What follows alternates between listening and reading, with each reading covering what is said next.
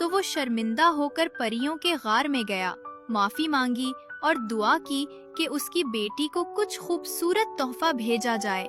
परी बाहर आई और बोली, तुम्हारी बेटी ने हमें याद रखा, हम भी उसे प्यार करते हैं। फिर उसने रईस को एक खजूर का पौधा, डेट ट्री, एक सोने का बेलचा, एक सुनहरी बाल्टी और एक रेशमी रुमाल दिया।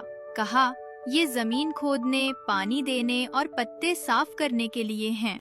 रईस ने ये तोहफे लिए, परी का शुक्रिया अदा किया और अपने मुल्क वापस चला गया। वहाँ पहुंचकर उसने अपनी स्टेप डॉटर्स को उनके तोहफे दिए, ड्रेसेस, ज्वेल्स, सब कुछ, और आखिर में अपनी बेटी को वो परी वाला गिफ्ट दिया। सिंड्रेला खुशी से पागल हो गई। उसने फौरन वो डेट ट्री एक खूबसूरत फ्लावर पॉट में लगाया, उसके आसपास जमीन खोदी, पानी दिया और हर सुबह और शाम उसके पत्तों को उस सिल्कन नैपकिन से साफ करती थी। कुछ ही दिनों में वो पौधा बड़ा हो गया। हर उस डेट ट्री से एक परी निकली। कौन है? मैं तुम्हारे दरख्त की रूह हूँ बेटी। बोलो बेटा, क्या चाहिए तुम्हें? बस मुझे ये चाहिए कि मैं कभी कभी घर से बाहर जा सकूं, बगैर अपनी बहनों को बताए। जब भी ये चाहो अपने डेट ट्री के पास जाओ और ये अल्फाज कहना,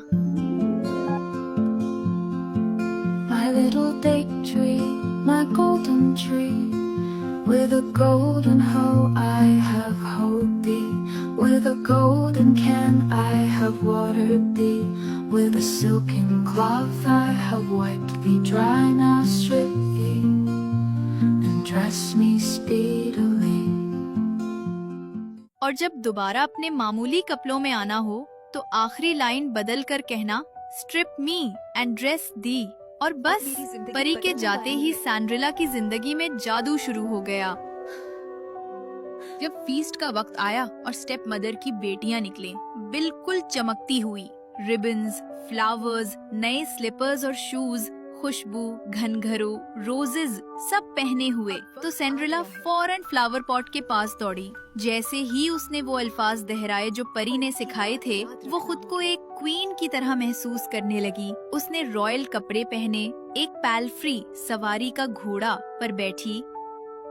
फिर वो उस बॉल में गई जहाँ उसकी सिस्टर्स भी मौजूद थीं। जब सबने उसे देखा तो उनकी आंखों में हसद की चमक पैदा हो गई और किस्मत से खुद किंग भी वहाँ आ गया। जैसे ही उसने सिंड्रेला की कमाल की खूबसूरती देखी, वो हैरान रह गया, जैसे कोई जादू हो गया हो। उसने एक बाएतमाद सर्वेंट को हुक्म दिया कि पता लगाओ ये लड़की कौन है और कहाँ रहती है। सर्वेंट ने उसका पीछा किया, लेकिन सिंड्रेला ने चालाकी से जमीन पर कुछ क्राउन पीसेस, सोने जैसे सिक्के गिरा दिए, जो उसे उस डेट ट्री ने दिए थे, ताकि सर्वेंट उन्हें उठाने में लग जाए।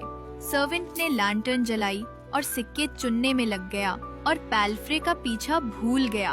तब सिंड्रेला तेजी से घर वापस आई और परी के बताए हुए तरीके से दोबारा अपने आम कपड़ों में आ गई। जब बुरा वक्त गुजर गया तो विकेट सिस्टर्स वापस आईं और हसद और तंज के साथ सिंड्रेला को बताने लगी कि उन्होंने क्या क्या खूबसूरत चीजें देखी थी। जा भी नहीं सकती थी।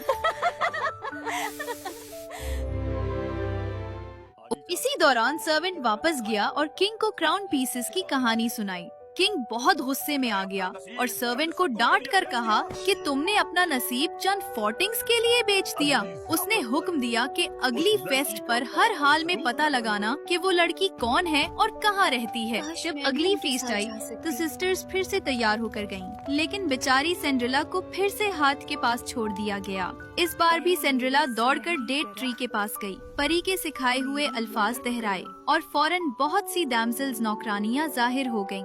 किसी के हाथ में आईना, किसी के पास पंपकिन वाटर, किसी के पास कर्लिंग आयरन, किसी के पास comb, pins, dresses, capes, collars. उन्होंने उसे इतना खूबसूरत बना दिया कि वो सूरज जैसी चमकने लगी। फिर उसे एक कोच में बिठाया गया और फुटमैन और पेजेस उसके साथ थे। जब वो उस हॉल में पहुंची जहां फीस्ट हो रही थी, सब हैरान रह गए। सिस्टर्स फिर से हसद में जल उठीं और किंग का दिल जैसे आग से भर गया, यानी वो उस पर फिर से फरिफ्ता हो गया। जब सिंड्रेला वापस जाने लगी तो सर्वेंट दोबारा उसके पीछे हो लिया, लेकिन उस बार भी उसने पकड़े जाने से बचने के लिए एक मुट्ठी पर्ल्स और ज्वेल जमीन पर गिरा दिए। जब सर्वेंट आहिस्ता आहिस्ता वापस आया تو کنگ نے اسے دیکھتے ہی چیخ کر